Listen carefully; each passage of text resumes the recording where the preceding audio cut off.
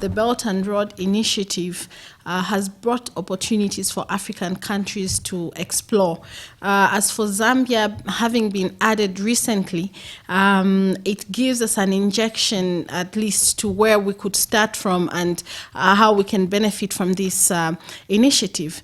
But needless to say, speaking into President Xi Jinping's speech earlier in the early hours of at the opening of the second Belt and Road Initiative Forum underway in Beijing, China.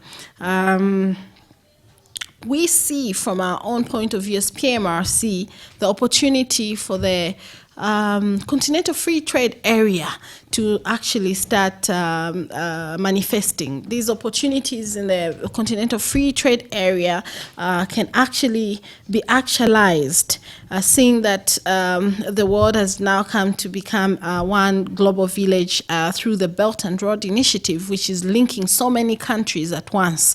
We see that the Belt and Road Initiative has actually just shifted from the focus on roads and making or linking Africa and European countries and Asia beyond the railway and road transport systems, but to also legal opportunities.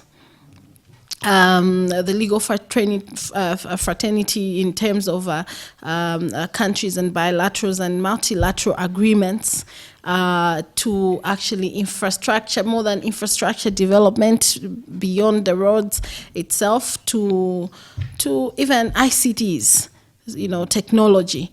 And beyond that, even trade in itself, needless to say, because this is the biggest beneficiary. Belt and Road Initiative has actually heightened. The Chinese policymakers have shown ambition in the kind of objectives that this is going to yield.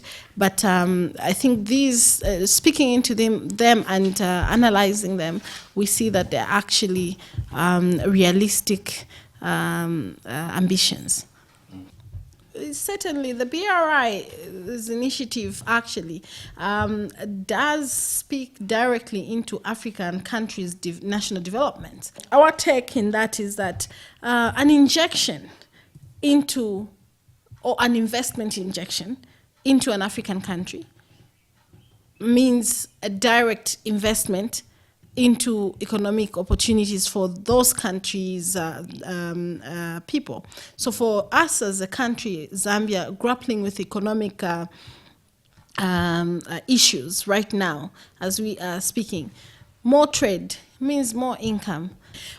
You cannot give an analysis to say because China is leading in trade today, and indeed it's a rising superpower, and as much as people try to get away from that term superpower, it is a rising one, and then we have seen certain countries being decreasing and declining superpowers. But then it's leading because of the many policies that it has put in place in terms of trade and opening itself as a country to the world to do trade. And they have put in policies that have worked till today, and they have uplifted most of their countrymen and women out of poverty. And these are policies that have brought money in their country. But then having said that, if China reaches out to Africa, and if someone is going to give an analysis to say it is a selfish ambition, well and good. But then we also have sovereignties in our own states. Our states have governments, and these governments are independent. This is 21st century and post, and we are actually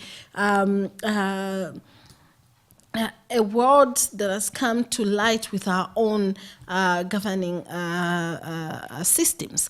And you cannot say that we are being colonized, because I think that's another term will be terming China as a colonial master of some sort.